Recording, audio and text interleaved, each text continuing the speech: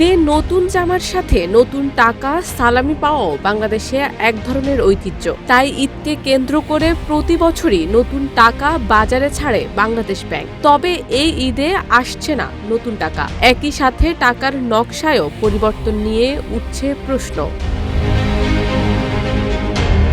কবে হাতে পাওয়া যাবে নতুন টাকা? সেই টাকাতেও কি শেখ মুজিবুর রহমানের ছবি থাকবে কিনা, নাকি অন্য কোনো ব্যক্তির ছবি দেখা যাবে নতুন টাকায়? এক টকশোতে এইসব প্রশ্নের উত্তর দিয়েছেন অন্তর্বর্তী সরকারের অর্থ উপদেষ্টা ডক্টর সালেহ উদ্দিন আহমেদ। ঈদে নতুন টাকা বাজারে না আসার পেছনে সেন্ট্রাল ব্যাংকের দেরিতে সিদ্ধান্ত নেওয়াকে দায়ী করেছেন অর্থ উপদেষ্টা।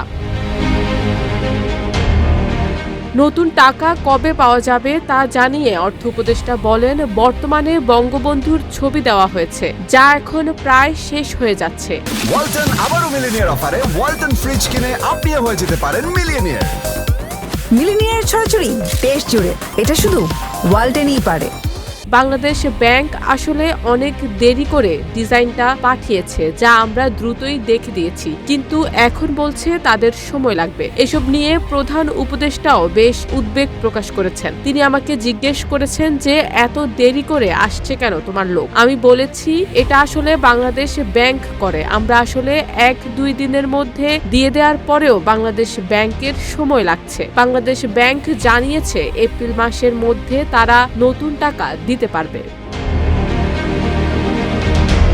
নতুন টাকায় কোনো ব্যক্তির ছবি থাকবে কিনা তা জানিয়ে অর্থ উপদেষ্টা বলেন, ডিজাইনটা এসেছে আমাদের কাছে ডিসেম্বরের মাঝামাঝিতে। এরপর প্রধান উপদেষ্টার কাছে আসার পর 1-2 দিনের মধ্যেই সবাইকে নিয়ে বসে দেখে দিয়েছেন তিনি। কিন্তু ঈদে নতুন টাকা না পাওয়াটা আসলে দুর্ভাগ্যজনক। আর এবার নতুন টাকার ডিজাইনে কোনো ব্যক্তির ছবি থাকবে না। শারমিন নিশু, ঢাকা পোস্ট।